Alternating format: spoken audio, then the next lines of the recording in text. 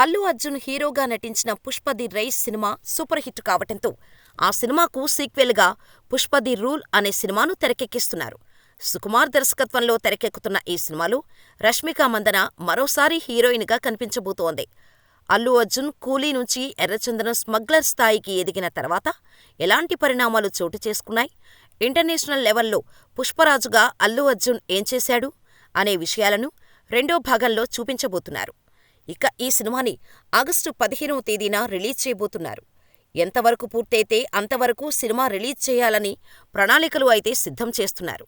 వీలైనంత త్వరగా సినిమా పూర్తి చేయాలని, ఒకవేళ పూర్తి చేయలేని పరిస్థితుల్లో ఆగస్టు 15 వరకు ఎంతవరకు పూర్తయితే అంతవరకు రిలీజ్ చేయాలని ప్లాన్ చేస్తున్నారు.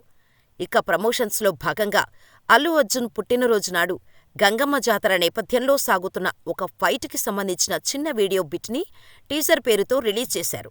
ఇక ఈ టీజర్ బిట్ పెద్దగా ఆకట్టుకోలేదని, ప్రేక్షకులను కొత్తగా అంచనాలు ఏమీ చూపించలేదని కొంతమంది కామెంట్ చేస్తుంటే, ఈ మాత్రం చాలు సంచలనాలు సృష్టించడానికి అని అల్లు అర్జున్ అభిమానులు కామెంట్ చేస్తున్నారు.